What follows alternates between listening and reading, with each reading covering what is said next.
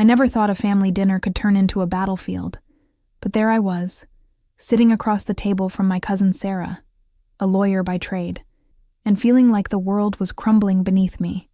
My name is Clara Weston, and I'm the kind of person who always believed in the sanctity of family. You know, that unshakable bond that makes you feel safe and cherished? Well, that was my assumption until the day I discovered a dark secret that had been festering in my family for years. I'm an artist, passionate about capturing life's nuances on canvas, but that fateful night, I painted a different picture, one filled with betrayal and disbelief. It all began when I received an unexpected call from my father. I remember it vividly. I had just finished a painting that I was proud of, a vivid depiction of our family home, filled with memories of laughter and love. But when I answered, his voice was strained, tinged with something I couldn't quite place. "Clara, we need to talk about your inheritance." The word inheritance sent a shiver down my spine.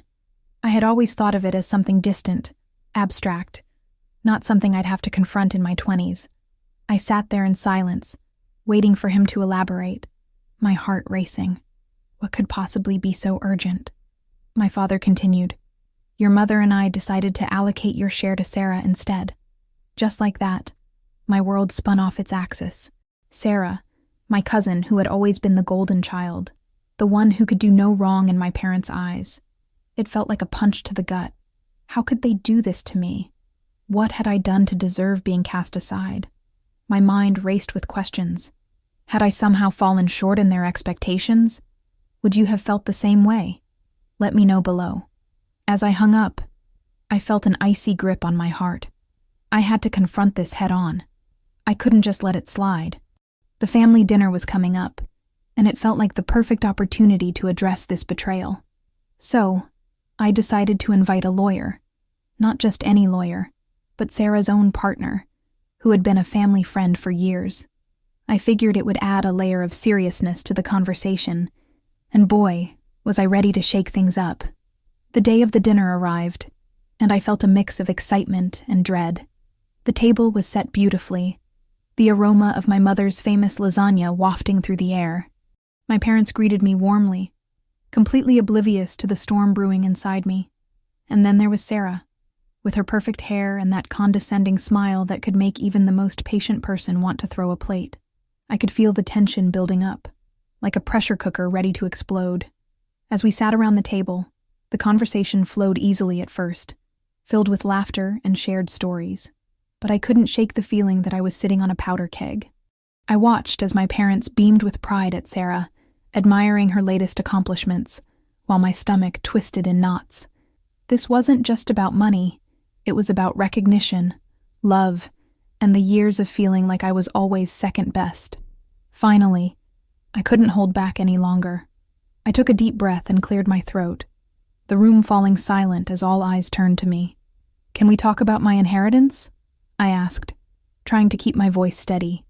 The room felt like it had suddenly dropped 20 degrees. My parents exchanged glances, and I could see the tension in their shoulders. Sarah, however, leaned back in her chair, looking far too comfortable. "Oh, Clara, it's not a big deal," she said dismissively, her tone dripping with condescension. "It's just money." Just money? I could feel the heat rising in my cheeks. It was never just money. It was my future, my dreams. I could feel the words bubbling up, ready to explode. "It's not just money, Sarah. It's my share, and I deserve to know why you were chosen over me." My mother's eyes widened in shock, while my father looked like he was about to have a heart attack. "Clara, let's not make a scene," he said, his voice low and urgent. But it was too late. The scene was unfolding, and I was determined to stand my ground. I leaned forward, looking directly at my cousin. "You might think it's just money, but it's also respect. It's about family, and I feel like I've been thrown aside." At that moment, I felt a surge of determination. I needed to take control of my narrative. So, I took a deep breath, knowing that this was just the beginning of a confrontation that would reshape my relationship with my family. As I looked around the table, I realized that I was no longer the quiet artist in the corner. I was ready to fight for my place, for the recognition I deserved, and for the love that had always seemed just out of reach. I couldn't help but wonder if anyone else out there had ever faced a similar situation. Have you ever had to stand up for yourself and your own family? What did you do? I'd love to hear your stories. As the tension thickened in the air, I braced myself for the battle ahead. This was going to be a dinner to remember. I could feel the weight of my heart pounding in my chest as I sat there, surrounded by the cacophony of familiar voices, the clinking of silverware against plates, and the wafting aroma of my mother's famous lasagna. It was a comforting setting, one I had grown up in, yet everything felt different now. My family, my parents, my cousins, aunts and uncles, were all there, but I felt like an outsider in my own home, as if there was an invisible wall separating me from the love and warmth I once took for granted. I glanced at my cousin Jake, who was seated across from me. He wore that casual, self-assured grin that had always gotten under my skin. It was the kind of smile that said, "I got what you wanted, and I didn't even have to try." I could see my mother out of the corner of my eye, her face illuminated by the soft glow of the chandelier, oblivious to the storm brewing beneath the surface. I had always been the quiet one, the one who blended into the background, but tonight, I was ready to break that mold. As the evening wore on, I could feel the tension simmering just below the surface. With every bite of lasagna I took, my mind was racing. The conversation flowed around me, filled with laughter and nostalgia, but I couldn't shake the feeling of betrayal. I had worked hard throughout my life, pouring my heart into my art, believing that my parents would support me, that they would see the value in my dreams, and then they had gone and handed my share to Jake without even a second thought. It felt like they had taken my dreams and tossed them aside as if they were just scraps. I wasn't ready to let it go. Not tonight. I took another deep breath, steeling myself for what I knew I had to do. "Can we talk about what happened?" I said, my voice steady yet firm, cutting through the chatter like a knife. The room went silent as all eyes turned toward me. The laughter faded, and I could see my mother's expression shift from surprise to concern. Jake looked at me, his brow furrowing, and I could almost hear him thinking, "What's she up to now?" My mother opened her mouth to speak, but I didn't give her the chance.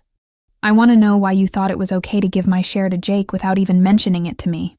My words hung in the air, thick with expectation. The atmosphere shifted as a collective gasp echoed through the room. Everyone was suddenly on edge, the kind of tension that buzzed in the air like static electricity. Jake leaned back in his chair, crossing his arms defensively. "It's not like that, Sarah. It's just, the family has to stick together, you know? I'm just trying to help." His words felt like a slap in the face. Help? By taking what was rightfully mine? My mother's eyes darted between us, her expression torn. "Honey, we thought it would be best for everyone involved. You're pursuing your art, and Jake is, well, you know, he's more stable." Stable. The word echoed in my mind. I felt my anger bubble to the surface. What did that even mean? That my passion didn't matter? That my dreams were less valuable than a steady paycheck? I had never been one to rock the boat, but this was my moment. Stable? Is that what you think of me? That I can't make it as an artist? That my work isn't worthy? The words spilled out, and I felt the heat of vulnerability wash over me. "I never said that, Sarah," my mother replied, her voice softening. "We just thought it would be easier this way." Easier. That word felt like a dagger aimed at my heart. Easier for who? I shot back, my voice rising. "For you? For Jake? Because it sure as hell isn't easier for me." I felt the tears pricking at the corners of my eyes, a mix of frustration and hurt. Jake opened his mouth to respond, but I shook my head, cutting him off. "I don't want to hear it. You've had your share. Now it's time for me to get what's mine." The silence that followed was deafening. I could see my family exchanging glances, unsure of how to respond. I was no longer just the quiet artist. I was the voice of a young woman who was tired of feeling like a second-class citizen in her own family. My father, who had been quietly observing the scene, finally spoke up. "We thought it would be best to help Jake out. He's going through a tough time, and we thought you'd understand." Tough time. I felt a swell of indignation. "I've been going through a tough time too. You just didn't bother to ask." I could feel the heat rising in my cheeks, my pulse racing. As the conversation continued, I could feel my resolve hardening. This wasn't just about money or inheritance. It was about respect, recognition, and being seen. I wanted to be valued for my passion, my art, my dreams, not brushed aside because someone else's path was deemed easier. The evening stretched on, filled with awkward silences and hushed conversations. I knew this wasn't going to be resolved tonight, that the journey ahead would be long and fraught with obstacles. But I felt a sense of empowerment I had never experienced before. I was ready to challenge the status quo, to confront my family about their decisions, and most importantly, to take control of my own narrative. As we finished our meal, I looked around the table one last time, soaking in the familiar faces that had both nurtured and hurt me. I knew this wasn't the end of the conversation. It was just the beginning. I had invited a lawyer to our next family dinner, and I intended to ensure that my voice would be heard, because I was no longer willing to be sidelined. I was ready to claim what was rightfully mine, and I wouldn't back down. Not now. Not ever. The next few days were a whirlwind of emotions. I oscillated between moments of confidence and waves of doubt. I could almost hear the echo of my own heartbeat, reminding me that this was no small step. I had grown up in a family where conflict was often avoided, where uncomfortable conversations were swept under the rug, and where silence often spoke louder than words. But this time, I could feel the tide shifting within me. I wasn't just going to sit quietly and let things unfold as they had for years. I spent hours researching inheritance laws and the rights of beneficiaries. The more I learned, the more I felt like I was arming myself for a battle I had been unconsciously preparing for my entire life.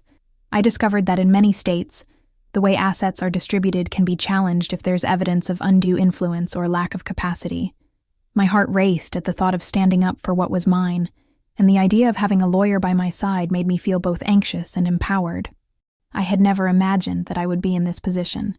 But here I was, ready to confront my family about the decisions they had made without considering my feelings or contributions. As the day of the dinner approached, I found myself rehearsing what I wanted to say. Would I be calm and collected? Or would my emotions get the best of me? I pictured myself sitting at the table, surrounded by my family, the laughter and chatter of the past, mingling with the heavy atmosphere of the present. I imagined the faces of my parents, my cousins, and the mixed expressions that would undoubtedly arise as I broached the subject. I had to remind myself that this was about more than just the money. It was about setting boundaries, about being seen and valued for who I was and what I had achieved. The night of the dinner arrived, and I could feel the tension in the air as I walked into the house. My mother had decorated the dining room with her usual flair, candles flickering softly, and the delicious aroma of her famous lasagna wafting through the air.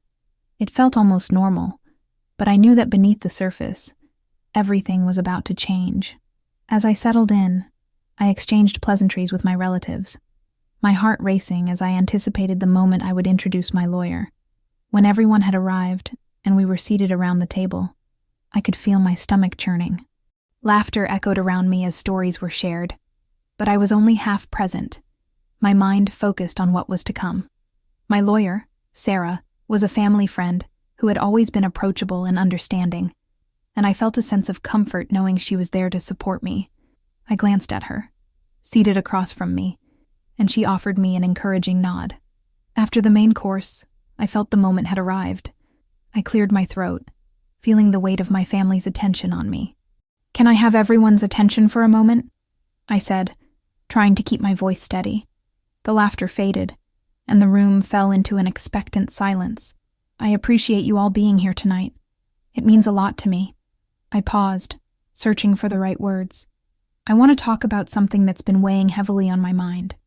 It's about the inheritance and the decisions that were made without my knowledge or input." There was a collective intake of breath, a ripple of surprise that passed through the table. I could see my mother's face tightening, her brow furrowing as she braced for what was coming next. I know that we often avoid these conversations, but I believe it's crucial that we address this issue openly and honestly. I've invited Sarah here tonight to help facilitate this discussion. A few heads turned toward Sarah, and I could feel the tension in the air thickening. "What do you mean?" my cousin Ryan asked, his tone a mix of confusion and concern. This is a family dinner, not a legal meeting. I understand that, Ryan, I replied, my voice firm. But this is about my future. My parents decided to give my share of the inheritance to you without consulting me, and I think it's only fair that we discuss why that decision was made and how it affects me. Gasps echoed around the table, and I could see the wheels turning in everyone's minds. My mom was visibly distressed, her eyes darting from me to Sarah and back again. Honey, this isn't the time or place, she said softly, but I could hear the crack in her voice. I believe it is, I asserted, feeling my adrenaline surge. This is about respect and recognition, and I refuse to be sidelined any longer. I deserve to have a say in my own life. As I spoke, I could feel the heat rising in the room. The conversations that had once flowed so easily now felt stilted and awkward. I saw my dad exchange glances with my mom, a silent conversation that spoke volumes, but I was determined to keep going. Sarah, would you please explain the legal implications of the decisions that were made? Sarah cleared her throat, her calm demeanor contrasting sharply with the tension in the room. Thank you for having me here tonight. What I think is important to understand is that inheritance laws can be complex, and there are certain rights that beneficiaries have, which can be challenged if there's a lack of communication or transparency. I watched as my family's expressions shifted from confusion to realization, and I felt a glimmer of hope. Maybe, just maybe, they would start to see this from my perspective. The conversation continued, and although it was fraught with tension and emotion, I felt like I was finally being heard. I had taken a step toward claiming my place at the table, and while the journey was still long, I knew this was just the beginning. Can you elaborate on what you mean by lack of communication and how that plays into my situation? I asked, feeling a surge of determination. Sarah nodded, her professionalism shining through even in this family chaos. Of course. Inheritance is not just about the money or property. It's about understanding the wishes of the deceased and making sure those wishes are honored. If there were verbal agreements made, or if your parents intended to leave you something specific but didn't document it properly, that could definitely complicate things. I caught my mother's eye, and for a fleeting moment, I saw a flicker of regret, but it vanished as quickly as it appeared. My dad cleared his throat, finally breaking his silence. We thought we were doing what was best for everyone, he said, his voice steady but slightly defensive. We believed that Sarah could manage the family business better than you could. My heart sank. But what about my dreams? My plans? Did you ever consider that I might want to be involved? I shot back, frustration bubbling over. It's not just about the money. It's about my place in this family and my future. Sarah interjected.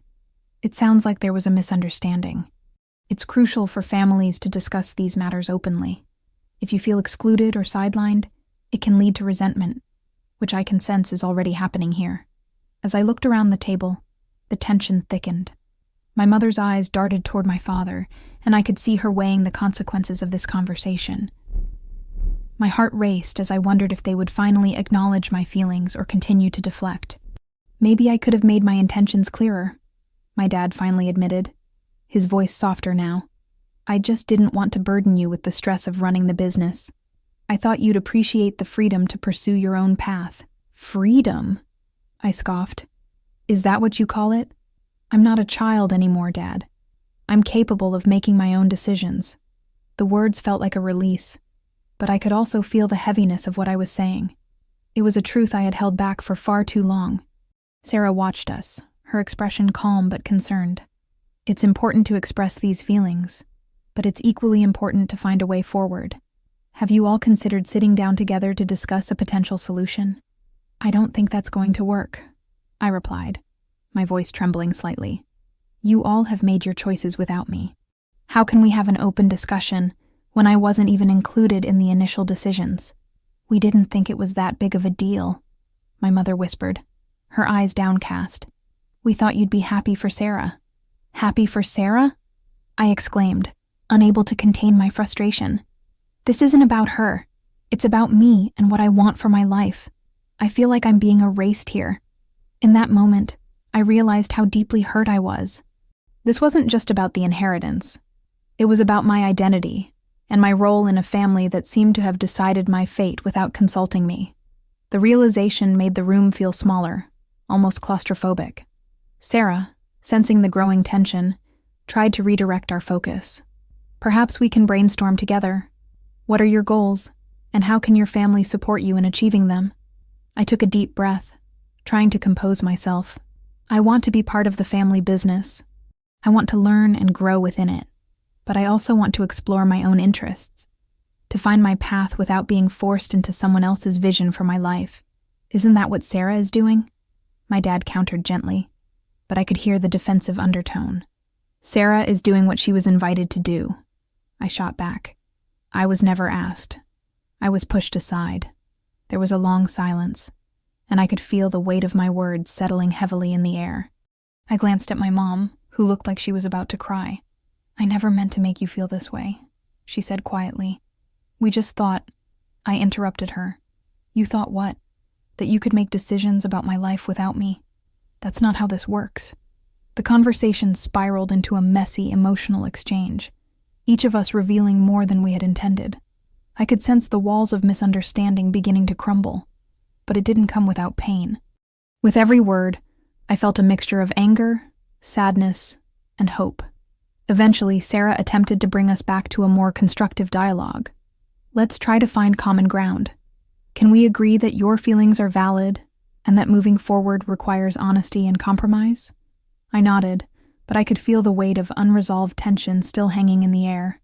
It was like a thick fog obscuring our ability to see clearly, but I knew I couldn't give up. I had to keep fighting for my voice. I want to make this work, I said, my voice steadier now. But I need you all to acknowledge my feelings. I want my place in this family, not just as an afterthought. There was a moment of silence, and I could see the gears turning in my family's minds. They were finally processing the reality of our situation. I hoped that maybe, just maybe, this was the beginning of a new chapter for us, one where I wouldn't just be a silent observer, but an active participant in my own life. As the conversation shifted toward potential solutions, I felt a flicker of optimism. It was a long road ahead, but for the first time, I felt like I wasn't alone in the battle for my own future. We spent the next hour discussing various options.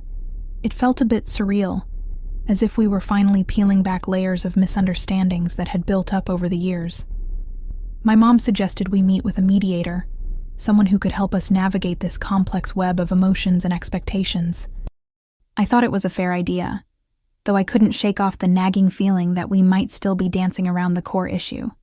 The money, the inheritance, the betrayal I felt. As we talked, I could see my dad becoming more engaged. He asked questions, really wanting to understand my perspective. It was a stark contrast to the silence that usually filled our family discussions, where my thoughts often went unheard. I began to feel a sense of empowerment, knowing that I had finally voiced my concerns, and that they were being met with genuine interest. But I also knew that this wasn't just a simple family squabble. It was about identity and recognition, about being seen as a full member of the family.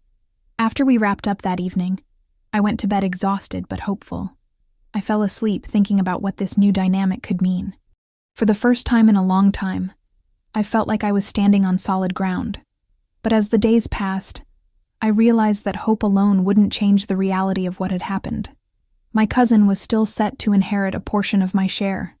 That thought gnawed at me, causing a storm of confusion and anger. I spent the next week researching my legal options. I pored over articles and forums about inheritance rights and family disputes. I felt like I was preparing for a battle, one that I was determined to win. I also reached out to a lawyer, someone recommended by a friend who had experienced a similar situation. It felt both empowering and terrifying to think I was taking this step. The day I met with the lawyer, I was a bundle of nerves. I didn't know what to expect, but as we began to discuss my situation, I felt my anxiety slowly melt away. She was professional yet approachable, and she listened intently as I recounted my family's history and the recent upheaval. "You have a strong case," she said, and those words felt like a lifeline. She explained the legal nuances of my situation, highlighting the importance of clear documentation and communication. As our meeting wrapped up, I felt a mixture of relief and apprehension. I was one step closer to reclaiming my rightful place in my family's narrative, but I was also aware of the potential fallout. I couldn't shake the thought that my actions might lead to further discord within the family, but I couldn't let fear stop me. I wanted to be heard. I wanted my voice to matter. That evening, I sat down with my family for dinner. There was an air of unease, a tension I couldn't ignore. I knew I had to address the elephant in the room, but how could I do it without causing an explosion? As we passed the food around the table, I felt like a tightrope walker, balancing my need for honesty with the fear of upsetting the fragile peace we had just established. "Can we talk about our earlier conversation?"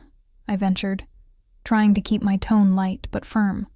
My parents exchanged glances, and I could see their apprehension mirrored in my cousin's face. "I've been thinking a lot about my share and what it means to me," I continued, forcing myself to meet their eyes. "I want us to be clear about the decisions we're making as a family."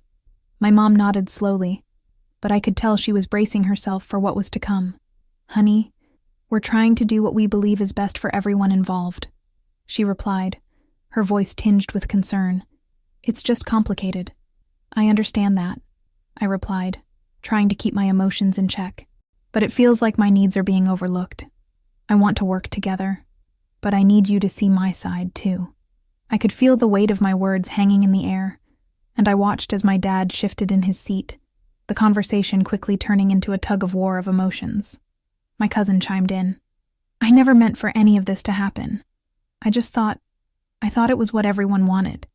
His voice was shaky, and I could see the discomfort etched on his face. "I didn't want this to turn into a blame game, but I also needed to make it clear that I wouldn't back down. Look, I know this is tough for all of us," I said, softening my tone. "But if we keep avoiding the issue, it's only going to get worse. I've reached out to a lawyer because I want to understand my rights and options." The table fell silent, and I could feel the tension ramping up again. "What do you mean?" my mom asked, her eyebrows knitting together. "You're not going to take us to court, are you?" "No," I replied, shaking my head. "That's not what I want. I just want to make sure we're all on the same page moving forward.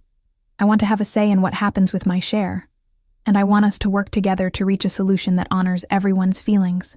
As the conversation continued, I felt a glimmer of hope. I could see the frustration and hurt on their faces, but I also saw a flicker of understanding. Maybe this was the beginning of something transformative. Maybe we could build a new foundation based on respect and communication, but I knew that wouldn't happen overnight. The journey ahead was still fraught with challenges. As the days turned into weeks, I found myself entrenched in a whirlwind of emotions. The discussions around the dinner table grew more frequent, but no less charged. Each conversation felt like a dance on a tightrope, balancing my desire for resolution with the fear of exacerbating old wounds. I could sense my family grappling with their own insecurities, each of us trying to navigate the murky waters of grief, anger, and responsibility. I remember one evening in particular, sitting at the dining room table, the fading light casting long shadows. My father had just returned from work, his demeanor noticeably more tense than usual. He sat down, and I could tell he was carrying something heavy. I took a deep breath, prepared to broach the subject that lingered like an uninvited guest. "Dad, can we talk about the house again?" I ventured, trying to keep my tone light but steady. He sighed, running a hand through his hair. "Sure, but I don't know what more there is to say, Claire." "I think we need to discuss the renovations and what we're really hoping to do with it," I pressed, watching the way his expression shifted from fatigue to irritation. "I've told you, the house is not a priority right now. We need to focus on the bills and everything else that's piling up." "I understand that, but we can't just let it sit there either. It's going to fall apart." I felt my voice rising, and immediately regretted it. The last thing I wanted was to escalate things. "Maybe if you hadn't been so focused on what you want, you'd see what's actually at stake here," he shot back, his voice filled with frustration. I took a moment to breathe, grounding myself. "I'm not trying to be selfish, Dad. I just want to find a way that honors Mom's memory and also allows us to move forward. What would you have done if she were here?" He looked away, the muscles in his jaw tightening. Silence enveloped us, thick and suffocating. My heart raced as I considered what to say next. "Do you ever think about what she'd want for this place?" I think she'd want us to enjoy it, not let it become a burden. I watched as his eyes softened for a moment, and I hoped I was getting through to him. I don't know, Claire. Sometimes it feels like nothing can ever be the same without her. His voice cracked, and I could see the pain etched into his face. We can't go back, but we can honor her by creating new memories. I suggested gently. What if we started small? Maybe we could have a family dinner in the backyard just like we used to. He paused, the weight of his grief momentarily lifting as he considered it. I don't know if I'm ready for that. Just think about it, okay? We could invite everyone, even your siblings. I think it would help us all feel connected again. The conversation drifted toward quieter territory after that, but I could see flickers of hope in my father's eyes. I knew this wasn't the end, but perhaps it was a step in the right direction. Over the next few weeks, I initiated more family gatherings, often centered around meals. Food has always been the heart of our home, and I hoped it would be the glue that would hold us together through this challenging time. I remember the first dinner I organized. I wanted everything to be perfect, from the table setting to the dessert. I even tried to recreate Mom's famous lasagna, channeling her spirit into each layer. As the family gathered, I could feel the tension in the air, but I was determined to lighten the mood. Okay, who wants to share their favorite memory of Mom? I prompted, hoping to draw us closer to her spirit. My younger brother, Alex, spoke up first. I remember that time she tried to teach me how to bake cookies, and we ended up with a kitchen disaster. Flour everywhere. We all laughed, and for a moment, the heaviness that had been hovering around us lifted. One by one, we shared stories, our voices weaving together a tapestry of love and loss. It felt cathartic, like we were honoring her through our memories, but I also sensed that not everyone was ready to fully let go of their anger and resentment. In the weeks that followed, I noticed some cracks beginning to form in our dynamic.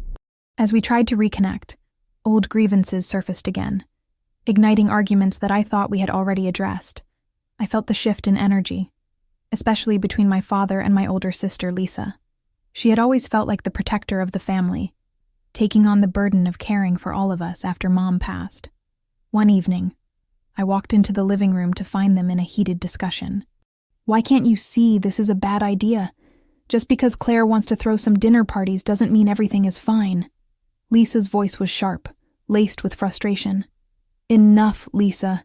You're not the only one who's grieving here, Dad replied, his tone rising. I stepped in, feeling the tension crackle in the air. What's going on? Why can't we just try to support each other? Because you're all too busy pretending like nothing's changed. She spat back, her eyes flashing with anger.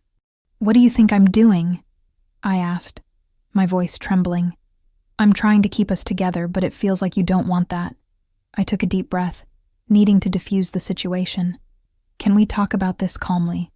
I really want to understand where you're coming from. As we navigated through that emotional minefield, I realized how fragile our connections had become. I began to wonder, are we all just grappling with our own fears and doubts? Have we lost sight of our shared purpose? What would it take for us to truly rebuild the bonds we once had? It was becoming increasingly clear that while the journey toward healing was fraught with challenges, it was also filled with moments that reminded me of the importance of empathy and patience. But I couldn't shake the feeling that we were still at the edge of something bigger, something that would test us in ways we hadn't yet imagined. As I reflected on our conversations, I found myself wondering how far we could actually go. What do you think? Can a family really heal after such profound loss? Let me know below. As the days passed, I found myself spiraling deeper into thought. The tension from our dinner lingered in the air like a thick fog, and each time I passed by my phone, I hesitated to check for messages. What would I even say? The weight of my parents' decision hung heavily over me, and I felt a mix of anger and disappointment that I couldn't quite shake off. In the absence of clarity, my mind raced with scenarios, each more painful than the last. I spent hours pacing my tiny apartment, replaying every conversation, every glance exchanged between family members. I recalled the hushed tones, the secretive laughter that seemed to echo in the back of my mind like a haunting melody. Why hadn't I seen it before? The way they had rallied around my cousin, the way my name hadn't even been mentioned during discussions about inheritance. I had always thought of us as a united front, weathering storms together. But now I felt exposed, as if I were standing alone in a crowded room, everyone else engrossed in their own conversations while I faded into the background. I realized I needed to take action, not just for myself, but for the sake of what our family used to represent. Gathering my courage, I decided that the next family dinner would need to be more than just a meal. It would be a reckoning. I reached out to a lawyer I had met through a friend. He specialized in family law and had a reputation for being both firm and fair. I needed someone who could help navigate these murky waters with professionalism, someone who could articulate the legal implications of what had happened without getting mired in the emotional chaos that had overtaken us. When I told my lawyer about the situation, he listened intently, nodding as I poured out my heart. "You deserve to know where you stand, and if there are legal grounds to contest what has been done," he said, his voice calm and reassuring. "Sometimes family dynamics can cloud our judgment, but when it comes to legal matters, you need clarity." As he spoke, I felt a flicker of hope ignite within me. Maybe this was the first step toward reclaiming my narrative. The day of the dinner arrived, and I felt a sense of dread mixed with anticipation. Would they even notice the lawyer sitting quietly at the table? Or would he blend into the background like I had always felt? As I set the table, I carefully placed the extra setting for him, trying to imagine how this dinner would unfold. Would my parents react with shock? Would my cousin scoff at the idea that I was bringing in an outsider? My stomach churned at the thought, but I knew I had to be brave. When my family arrived, the atmosphere was thick with unspoken words. My parents exchanged glances that spoke volumes, while my cousin entered with that familiar air of entitlement that grated on my nerves. I welcomed everyone, forcing a smile, but inside, I was a bundle of nerves. As we sat down, I glanced at the empty seat beside me where the lawyer would soon be seated, my heart racing. As we began to eat, I tried to keep the conversation light. I asked about their week, about silly things that had happened at work, or amusing encounters with friends. But the laughter felt strained, as if everyone was holding their breath, waiting for the other shoe to drop. I sensed the tension rising, and I knew it was only a matter of time before we had to confront the elephant in the room. Just then, the doorbell rang. My pulse quickened. It was the lawyer. I stood up to let him in, feeling a mix of pride and anxiety. As I introduced him to my family, I couldn't help but notice their expressions shift from confusion to skepticism. I could almost hear the cogs turning in their minds as they tried to process why I had invited a lawyer to our family dinner. After the initial introductions, I took a deep breath, knowing this was the moment I had been preparing for. "I wanted to talk about something important tonight," I began, my voice steady but my heart racing. "I think it's essential we address the decisions that were made regarding the inheritance. I've invited someone who can help clarify the situation." Gasps filled the room, and I braced myself for the storm. My parents exchanged glances, and I could see the tension in their brows deepening. My cousin leaned back in his chair, arms crossed, with a smug smirk on his face. "What's the big deal? It's not like you're entitled to anything anyway," he said dismissively. I felt my blood boil, but I kept my composure. "Actually, I am entitled to a share, just like everyone else. I want to understand why decisions were made without my input." My voice held a firmness that surprised even me. I glanced at the lawyer, who sat patiently, ready to support me as we moved deeper into this conversation. The room fell silent as my parents processed my words. My mom finally broke the silence, her voice shaky. "We thought we were doing what was best for the family. Your cousin needed the support more than you did." I shook my head, frustration bubbling to the surface. "But you didn't even ask me how I felt.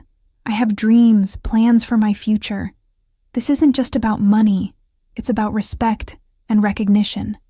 I felt tears prick at the corners of my eyes, but I blinked them away. The discussion spiraled into a whirlwind of emotions, defensiveness, regret, and finally, an opening for honest dialogue. My parents began to express their fears about my future, and I shared my own uncertainties. The lawyer remained a steady presence, guiding us through the legal implications of the decisions made and helping us navigate the emotional landscape that had come to define our family. As we spoke, I noticed something shifting. The walls that had been built around us were beginning to crack, and for the first time in a long while, I felt hope creeping back into my heart. Perhaps this dinner, uncomfortable as it was, could be the catalyst for change. It was a beginning, not an end, and maybe, just maybe, we could find our way back to one another. I took a deep breath, trying to steady my racing heart. The air in the room was thick with unspoken words and unresolved feelings, but I was determined to break through the tension. "Let's talk about this," I said softly, my voice steady. "I want to understand where you're coming from, but I also need you to understand me." My father looked at me, his eyes searching mine, as if trying to gauge my sincerity. "It's not that we don't care about your dreams," he said, his voice low. "It's just, we thought it was a matter of survival for your cousin. We've seen him struggle, and we didn't want to see him fall apart." I nodded, absorbing his words. I had always known my cousin had faced challenges, but I couldn't help but feel that my parents had overlooked my struggles as well. "I know it's hard for him," I replied, my tone more conciliatory now. "But I've been working hard too. I've been saving, planning, and dreaming of a future where I can stand on my own." My mother's face softened, and I could see the conflict etched on her features. "It's just, you've always had a safety net," she said. "We thought that he needed a bit more help to get back on his feet. We thought you would understand." "Understand?" I echoed, my frustration bubbling back to the surface. How could I possibly understand when no one even asked me? This isn't just about money. It's about the faith you have in me. It feels like you've given up on my potential. The words were out before I could stop them, and I immediately regretted the harshness of my tone. But instead of retreating, my parents leaned in closer. "We didn't mean to make you feel that way," my father said, his voice thick with emotion. "We've always believed in you, but sometimes we let our fears cloud our judgment." That admission struck a chord within me, and I felt a flicker of empathy toward them. "I get it," I replied quietly. "You're scared for me, and maybe I've been scared for myself too. But we can't let that fear dictate our choices. I need you to trust me." The lawyer, who had been listening intently, chimed in at that moment. "Trust is indeed the foundation of any relationship, especially within a family. It's vital that you all find a way to rebuild that trust and respect. This situation may have opened up wounds, but it could also be the beginning of a healing process." As we continued to talk, I started to see my parents in a new light. They weren't the antagonists I had painted them to be in my mind. They were flawed, scared people just trying to do their best. I could sense their fear radiating from them, the anxiety of wanting to protect their family, even if it meant stepping on my dreams in the process. My mother's voice broke through my thoughts. "We didn't want you to think we were choosing him over you. It was never about that." Her eyes glistened with unshed tears, and I felt my heart tug at the sight. "We were trying to do what we thought was right." "I know," I replied gently. "But doing what's right for one person shouldn't come at the expense of another. I need you to believe that I can take care of myself. I'm ready to step into my future, and I want you to support me in that." We sat in silence for a moment, each of us wrestling with our emotions. Finally, the lawyer spoke again. "Let's discuss a plan moving forward. If your parents are willing, we can work together to ensure that everyone feels supported. There might be a way to help your cousin while still respecting your own goals and dreams." I could feel the weight of the moment pressing down on us, and for the first time, I sensed a shift from confrontation to collaboration. My parents exchanged glances, the tension in their shoulders easing just a bit. "What do you propose?" my father asked, leaning forward with interest.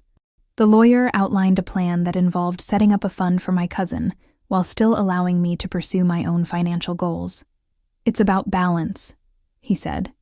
"Your cousin can receive assistance, but it shouldn't come at your expense. We need to create a structure that honors both of your journeys." As he spoke, I watched my parents' expressions transform from apprehension to consideration. They were beginning to see that supporting my cousin didn't have to mean sidelining me. It was a delicate dance, one that required trust and open communication. "Let's work on this together," my mother finally said, her voice firm but warm. "We want to support you, both of you." There was a sincerity in her words that struck me deeply, and I felt a swell of hope for the first time in weeks. After what felt like hours of discussion, we had reached an agreement. The path wasn't entirely clear, and I knew there would still be bumps along the way, but we had taken the first steps toward healing. It wasn't just about the money. It was about reclaiming our family bond, about respecting one another's dreams, and about finding a way forward together. As we wrapped up our meeting, the tension in the room had dissolved into a sense of camaraderie. I felt lighter, as if a burden had been lifted off my shoulders. The lawyer's calm and supportive presence had facilitated a dialogue I never thought possible. Looking at my parents, I realized that we weren't just rebuilding a financial structure. We were beginning to rebuild trust, understanding, and love. I left that meeting feeling a mixture of relief and trepidation. The air had shifted. It was no longer heavy with resentment, but rather filled with tentative optimism. I knew we had a long way to go, but for the first time, I felt like we were on the same team. I spent the next few days reflecting on everything we had discussed. The thought of my cousin, now no longer an enemy but a partner in this struggle, stirred something deep within me. I began to envision a future where our paths could align rather than clash. The idea both excited and terrified me. The following week, we planned a family dinner. It was meant to be a casual gathering, but in my heart, I knew it was more than that. I had invited the lawyer again, hoping that his presence would continue to encourage open dialogue and transparency. I wanted to create a space where we could all express our thoughts and feelings without fear of judgment or misunderstanding. As the day approached, I felt the familiar flutter of anxiety in my stomach. What if things didn't go as planned? What if old wounds reopened? But I pushed those thoughts aside, reminding myself of the progress we had made. We were in a different place now, and I needed to trust that we could navigate this together. On the day of the dinner, I arrived early to help set up. The table was beautifully adorned with my mother's favorite china and a bouquet of fresh flowers. I could smell the savory aroma of roasted chicken wafting from the kitchen, and it reminded me of all the family dinners we had shared over the years. As I arranged the place settings, I felt a sense of nostalgia wash over me. These moments were precious, even amidst the turmoil we had experienced. When everyone arrived, there was an air of anticipation mixed with unease. My cousin was the first to walk through the door, a bright smile on his face that masked the tension we both felt. I greeted him warmly, hoping to ease the underlying discomfort. My parents followed closely behind, their expressions a mix of hope and apprehension. They had taken a leap of faith by inviting the lawyer into our family circle, and I hoped it would pay off. As we settled around the table, the conversation started with light banter, the kind that had always flowed easily among us. We reminisced about past family vacations, shared inside jokes, and laughed at old photos. It felt good to reconnect in that way, but I knew we couldn't avoid the elephant in the room for long. With each passing moment, I felt the weight of the impending discussion pressing down on me. After dinner, as we moved to the living room, I could sense a shift in the atmosphere. It was time to address the reason we were all gathered. I glanced at the lawyer, who nodded encouragingly, and took a deep breath. "I think we should talk about the agreement," I began, my voice steady despite the flutter in my chest. "I know this is a sensitive subject, but I believe it's important for us to be open about our feelings." My cousin shifted in his seat, his expression serious. "I think we should too," he replied, looking directly at me. "I don't want this to come between us anymore. We're family, and I want us to find a way to support each other." Those words struck a chord with me. It was what I had hoped to hear all along, an acknowledgement that we were in this together, and that we could rise above the situation. We dove into a discussion that was both challenging and liberating. We talked about the financial implications of our agreement, but we also ventured into deeper territory, addressing our emotions, fears, and hopes. My parents listened intently, occasionally interjecting with their thoughts. The lawyer facilitated the conversation beautifully, ensuring that everyone had a chance to speak. He helped us navigate through misunderstandings and provided clarity on legal terms, but he also encouraged us to lean into the emotional aspects of our discussion. It felt as if he were guiding us through a maze, helping us find the light at the end. As we shared, I noticed my cousin's vulnerability emerging.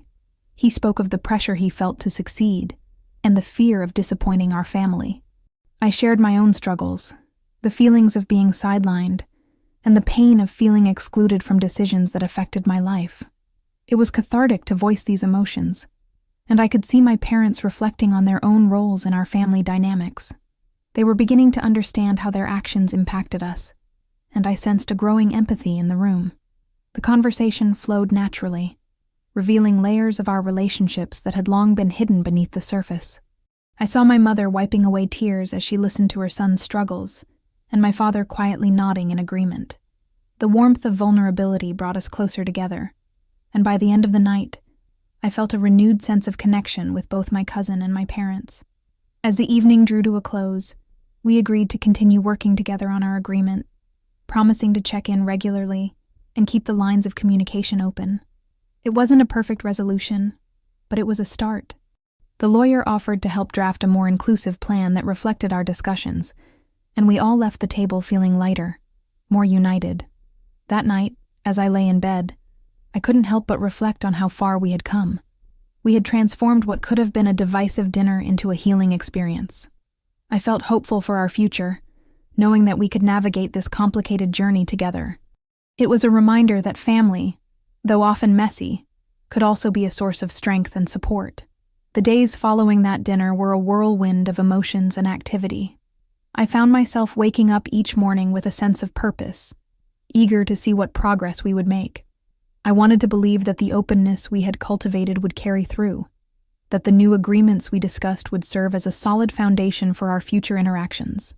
I spent hours on the phone with the lawyer, going over every detail of what we had talked about.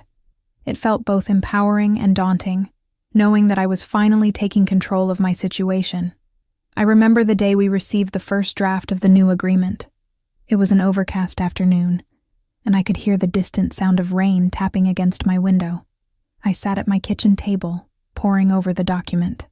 The lawyer had taken our discussions and transformed them into something formal, something that felt like a commitment rather than just a conversation. My heart raced as I read through the terms, and I could feel a mixture of hope and anxiety bubbling within me. When I called my cousin to discuss the draft, I could sense a shift in our dynamic. Instead of feeling adversarial, it felt collaborative. We talked through each point, and I was surprised at how easily we navigated our differences. We found ourselves laughing about the absurdity of our previous misunderstandings, and for the first time, I felt like we were truly on the same team. As the weeks passed, we met several times to finalize the agreement. Each meeting brought its own set of challenges, but they also brought us closer together. We shared stories from our childhood, reminiscing about family gatherings that felt like distant memories. There was a bittersweet quality to our conversations, as we laughed about old times while acknowledging the pain of our current situation. It was cathartic, a release that allowed us to bond over our shared history, rather than letting it divide us. Then came the day we were scheduled to finalize everything. My cousin and I had invited our parents to join us. I could feel a nervous energy in the air as we gathered in my living room. This was it. This was the moment we would present our new agreement to our parents. I had spent so much time worrying about how they would react, and now that the day had finally arrived, I felt like I was standing on the precipice of something monumental. When my parents arrived, I noticed the tension in their faces. They had been supportive through this process, but I could tell they were worried about how this would all play out. We sat down together, and I took a deep breath. My cousin and I explained the changes we had made, emphasizing how important it was for us to create a plan that honored both of our families.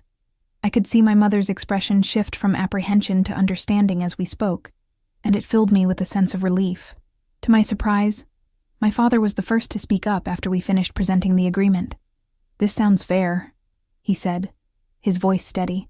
"I know this hasn't been easy for anyone, and I'm proud of you both for working together." Hearing those words from him made a weight lift off my shoulders. I had feared that he would resist the changes, but instead, he seemed genuinely supportive. My mother chimed in, her eyes glistening with unshed tears. "I've seen how hard you both have worked on this. Family should always come first, and I'm glad you're both making that a priority." It was a simple affirmation, but it meant the world to me. After we all agreed on the final terms, we decided to celebrate. I pulled out a bottle of champagne from the fridge, a small gesture to mark this newfound unity. As we toasted to our families, I felt a rush of gratitude. This agreement wasn't just about the financial aspects. It represented a commitment to each other and a promise to foster healthier relationships moving forward. But just as I was beginning to revel in the moment, I felt a small pang of anxiety creeping in. I knew that this was just the first step. What would happen when the real-life implications of our decisions began to unfold? Would we be able to maintain this newfound connection?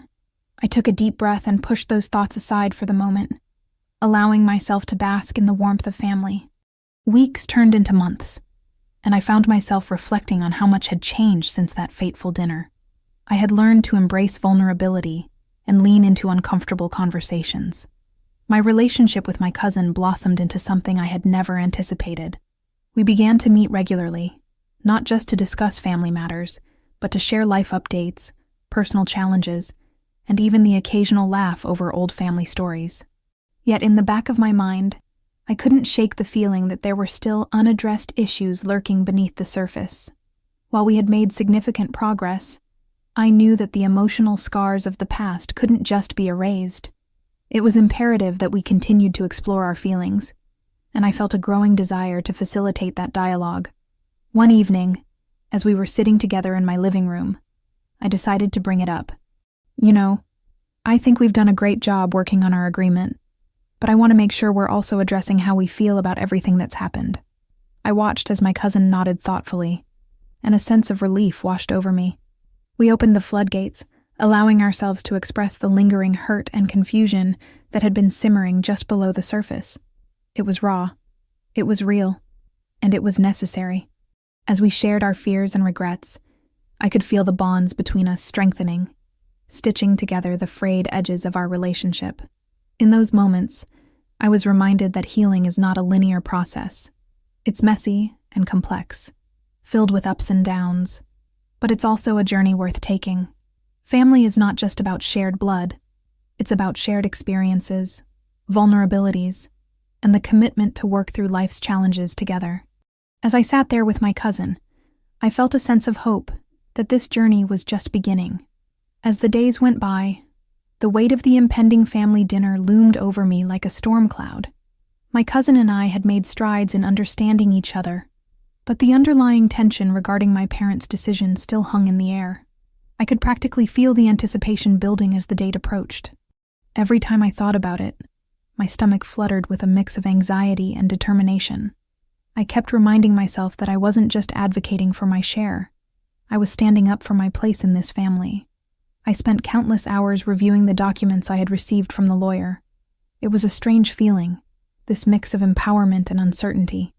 I was nervous about how my family would react, especially knowing that my parents had been so dismissive of my feelings before. But I also felt a sense of clarity.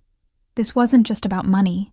It was about recognition, respect, and the acknowledgement of my worth within the family.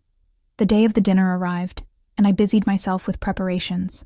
I cooked up some of our favorite dishes, hoping the familiar aromas would create a warm, inviting atmosphere. I set the table with care, placing my mother's cherished china at the center. It felt odd to be preparing for what was supposed to be a festive gathering while carrying such heavy thoughts. As the clock ticked closer to dinner time, I found myself stealing glances at the door, wondering who would arrive first and how they would react to my lawyer's presence. When the doorbell finally rang, it was my cousin who arrived first. We exchanged nervous smiles, and I could tell she was feeling the weight of the situation too. "Are you ready for this?" she asked, her voice tinged with uncertainty. "I think so," I replied, though I wasn't entirely sure. "We've come so far, and I want to keep this momentum going."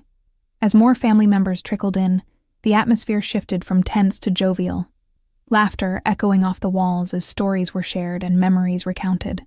But my mind kept drifting back to the conversation I would have to lead. It felt like balancing on a tightrope, trying to maintain the festive spirit while preparing to step into the unknown. Eventually, everyone settled down around the table.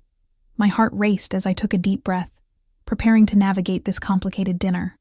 I looked around at the faces of my family, the people I loved so dearly, and felt a pang of sadness, knowing that this night might change everything. I cleared my throat, drawing the attention of the room. "Thank you all for coming tonight," I began, trying to keep my voice steady. I really wanted to create a space where we could talk about something important. My parents exchanged glances, their expressions shifting from amusement to concern. I could feel my cousin's hand resting on my knee, a silent gesture of support. "Before we dive into the main course, I want to address something that's been weighing on me," I continued, specifically regarding the decision about my share of the inheritance. The room fell silent. My mother opened her mouth as if to say something, but no words came out. My father's brow furrowed, and I noticed my uncle leaning forward in his seat, intrigued. "I know this is a sensitive topic," I pressed on, "but I believe it's crucial for us to have an open discussion about it. I invited my lawyer here tonight because I want to ensure that we have a fair dialogue about the decisions that were made without my input. Is this really necessary?" My father finally spoke up, his tone defensive. "We did what we thought was best for everyone." "I understand that," I replied, my voice firm but calm. "But I also deserve a say in my own future. It's not just about the money. It's about my role in this family." The tension in the room thickened, and I could see the gears turning in my family's minds. My lawyer, sitting quietly at the corner of the table, looked ready to step in if needed, but I wanted to hold the floor for now. My cousin chimed in, her voice soft yet resolute. "I think it's important to listen to her. We've worked hard to rebuild our relationship, and this is part of that. We need to respect each other's feelings." I felt a surge of gratitude toward her for supporting me, and it seemed to give me the courage I needed.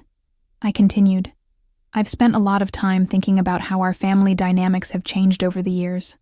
I don't want this to create a divide between us. I want us to be able to move forward together, but I can't do that if I feel left out of decisions that impact my life." My mother finally spoke, her voice softer now.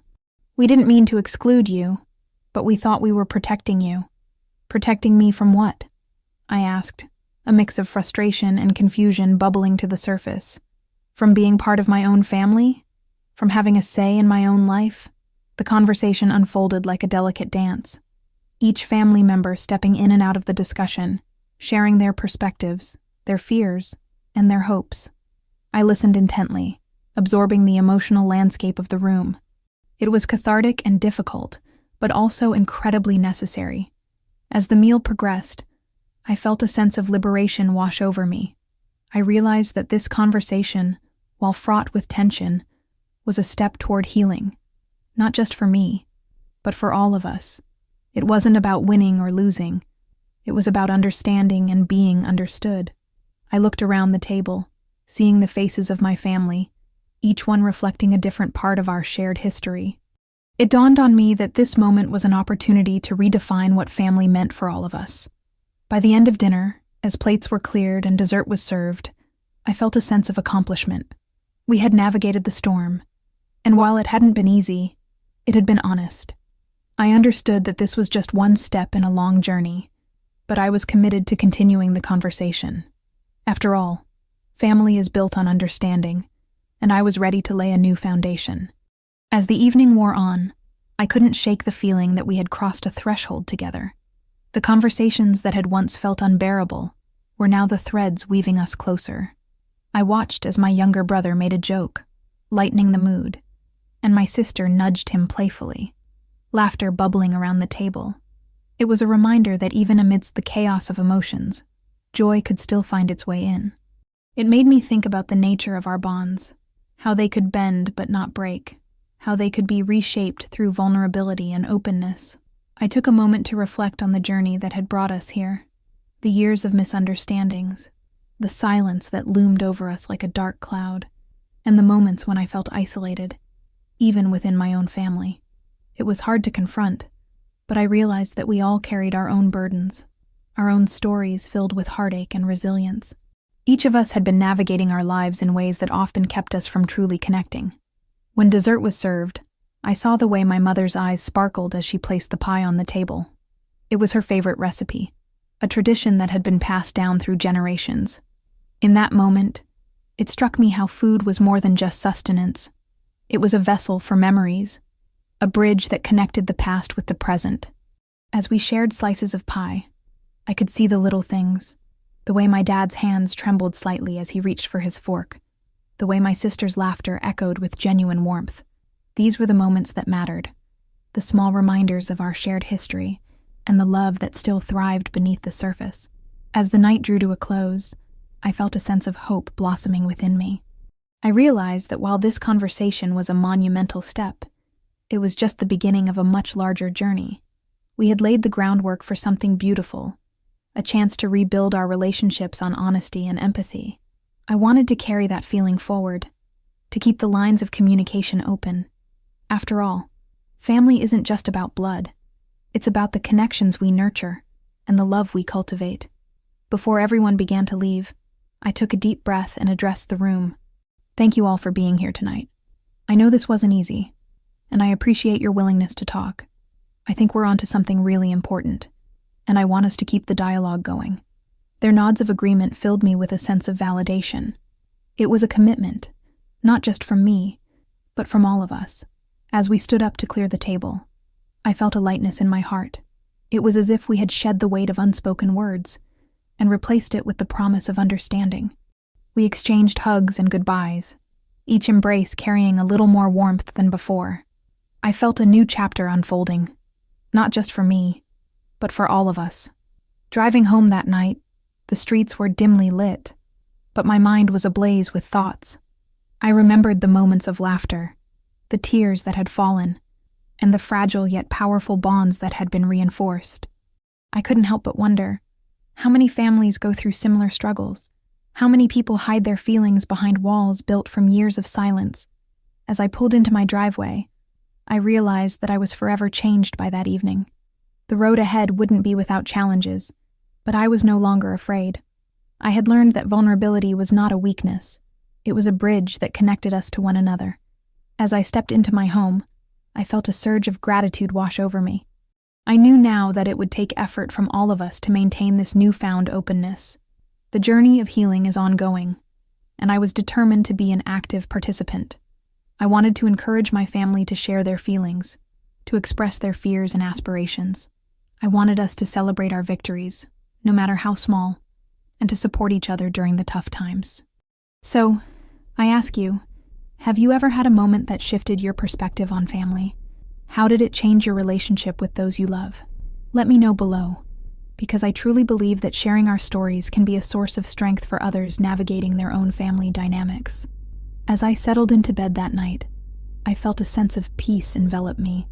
I was ready to embrace this new beginning, ready to continue the conversations that mattered. The journey ahead may be long, but I was no longer walking it alone. Together we would build a family defined by compassion, understanding, and love, one conversation at a time.